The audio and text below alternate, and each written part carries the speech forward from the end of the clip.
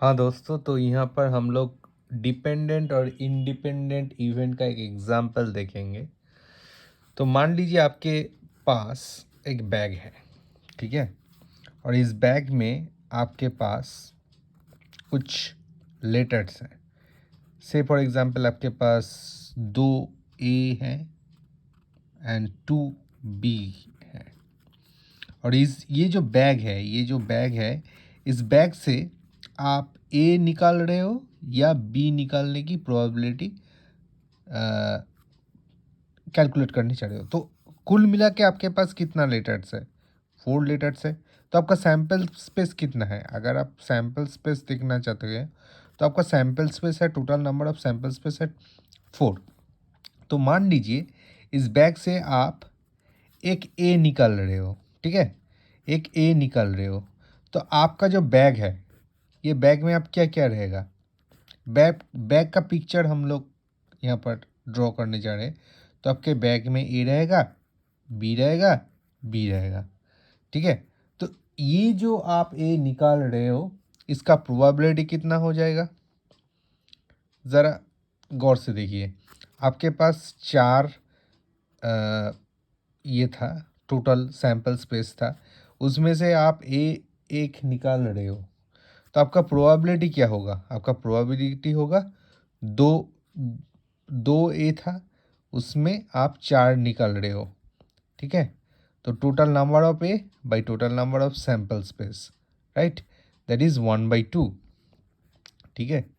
1/2 निकालने के बाद आपका सैंपल स्पेस कितना हो गया? आपका सैंपल स्पेस हो गया 3, ठीक है।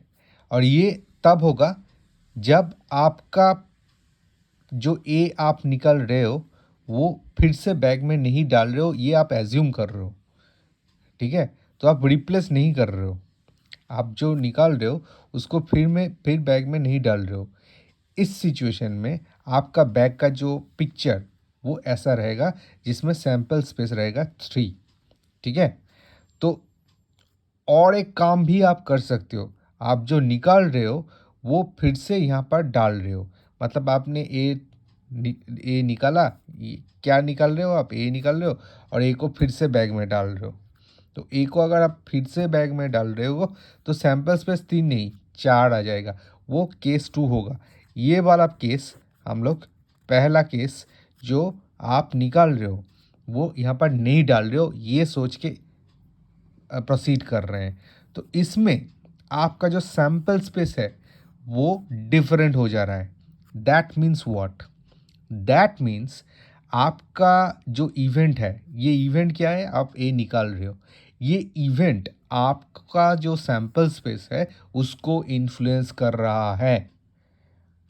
इसका मतलब ये है जो नेक्स्ट नेक्स्ट आपका ये आएगा, नेक्स्ट आपका इवेंट ऑकर करेगा, उसको ये इन्फ्लुएंस कर रहा है। दैट मीन्स अगर नेक्स्ट इवेंट कुछ होता है उसको अगर ये इन्फ्लुएंस करता है, that means this is a dependent phenomena, this is a dependent phenomena, and what ever probability will be calculating, that is going to be under that is going to be under consideration of dependent probability, ठीक है। तो इसमें हम लोग देख रहे हैं ये होगा। अगर आप बी निकालते हो तो आप क्या कहोगे? सर अगर बी निकालना है तो क्या होगा? तो बी अगर निकालते हो उसमें भी आपका नंबर ऑफ बीज कितना है? 2 है। नंबर ऑफ सैंपल स्पेस कितना है? 4 है। तो आपका कुल मिला के आ जाएगा क्या? प्रोबेबिलिटी 1/2। लेकिन अगर ये जो आपने बी निकाला है ये अगर बैग पे आप नहीं रखते हो तो बैग का जो पिक्चर आएगा वो क्या होगा? वो ऐसा ऐसा दिखेगा कि आपके पास एक बी है और 2 A है। मतलब सैंपल स्पेस अगर आप कंसीडर करना चाहोगे तो वो हो जाएगा 3, ठीक है। नाउ यहाँ पर अगर आप ए निकाल रहे हो, ठीक है, इससे ए निकालोगे ना, इस बैग से ए निकालोगे तो आपका सैंपल स्पेस कितना है? अभी 3 है। नंबर ऑफ ए कितना है? 1 है। तो आपका जो प्रोबेबिलिटी हो जाएगा वो है 1/3, राइट, सही है ना। और अगर इसमें आप बी निकालना चाहोगे, ठीक है, इस सिचुएशन में जहाँ पर आपका सैंपल स्पेस है 3, तो आपका नंबर ऑफ बी कितना है 2 है, आपका सैम्पल स्पेस कितना है 3 है, तो आपका प्रोबेबिलिटी हो जाएगा 1/3। तो बच्चों यहाँ पर एक चीज़ हमको बताओ, अगर आप कंजिक्यूटिव इस रो में ए निकालना चाह रहे हो, आप चाह रहे हो कि मैं बैग से लेटर्स निकालूंगा, उसमें दोनों ही बार ए आ जाएगा, तो उसका प्रोबेबिलिटी क्या होगा? तो भैया दोनों ही बार अगर आपको निकालना है तो ये वाला प्रोबेबिलिटी और ये वाला प्रोबेबिलिटी, दोनों प्रोबेबिलिटी को कंसीडर करना है, उसमें मल्टीप्लिकेशन होगा। दैट मीन्स पी ए पहले बार में क्या है 1/2, दूसरे बार में क्या है 1/3, तो आपका आ जाएगा प्रोबेबिलिटी 1/6। अगर आपको ये पूछा जाएगा कि पहले बार में ए आया, मतलब ये घटा, दूसरे बार में बी आया, इसका प्रोबेबिलिटी क्या है? तो पहले बार में ए आया, इसका प्रोबेबिलिटी है 1/2, दूसरे बार में बी आएगा, इसका प्रोबेबिलिटी है 2/3। तो कुल मिला के कितना आ गया? कुल मिला के आ गया 1/3। Very good. तो इसमें हम लोग निकाल रहे हैं, इसमें भी अगर आप ए निकाल रहे हो तो आपका नंबर ऑफ ए कितना है 2 है, तो लिख रहे हो 2। टोटल सैंपल स्पेस कितना है 3 है, तो लिख ले 3। यहाँ पर अगर आप बी निकाल रहे हो तो नंबर ऑफ बी कितना है 1 है, नंबर ऑफ सैंपल स्पेस कितना है 3 है, तो 1/3। ठीक है। तो इसमें अगर आप बोलोगे कि भैया मेरे को पहले बी चाहिए, मतलब बी, और उसके बाद ए चाहिए, इसका प्रोबेबिलिटी क्या होगा? तो पहले बी का क्या होगा 1/2 हुआ, उसके बाद क्या हुआ 2/3 हुआ, तो 1/2 इंटू 2/3, ये हो गया 1/3।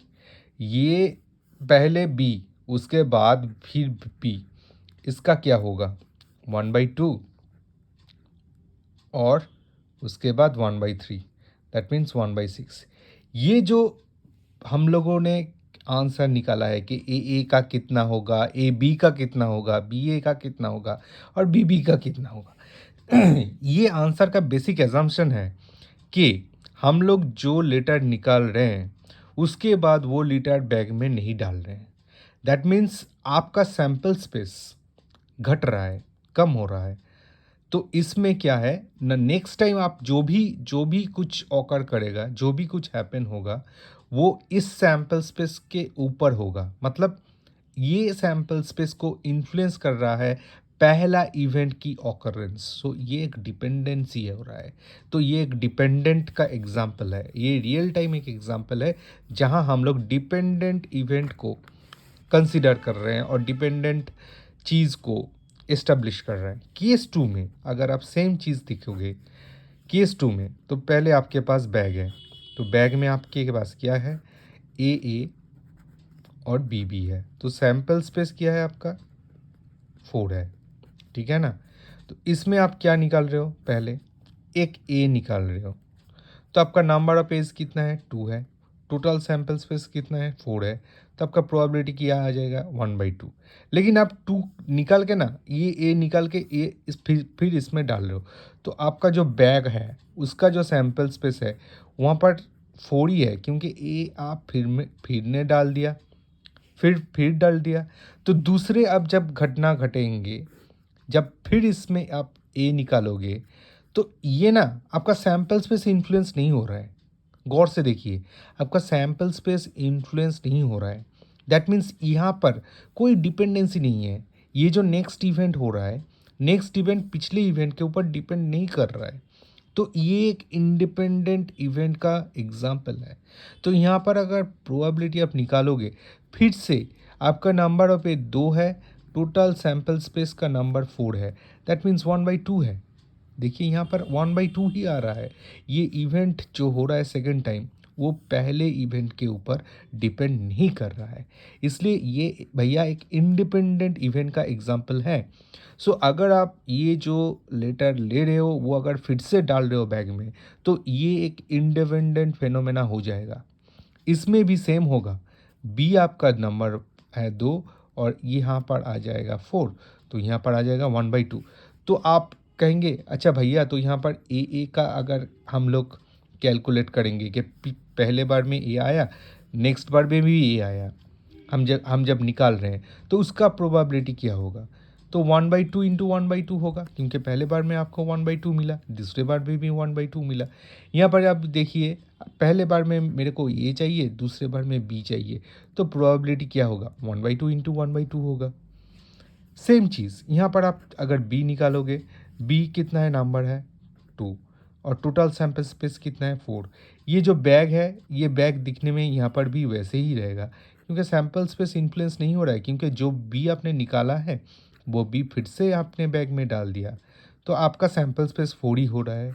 तो यहाँ से फिर अगर आप ट्रीटमेंट करने जाओगे, फिर अगर आप ए को निकालने जाओगे तो उसका प्रोबेबिलिटी फिर 1/2 आएगा, फिर आप बी निकालने जाओगे तो उसका प्रोबेबिलिटी फिर 1/2 आएगा। तो बी और ए ये अगर आप निकालना चाहोगे फिर 1/4 आएगा, बी और बी ये अगर निकालना चाहोगे फिर 1/4 आएगा। ये जो केस 2 है भैया, ये केस 2 जो है ये इंडिपेंडेंट केस है। यहाँ पर एक इवेंट दूसरे इवेंट पे ऊपर डिपेंड नहीं कर रहा है। ये एक इंडिपेंडेंट सिनारियो है केस 2 का, ये एक डिपेंडेंट सिनारियो है केस 1 का। यही समझाना था। Thank you so much.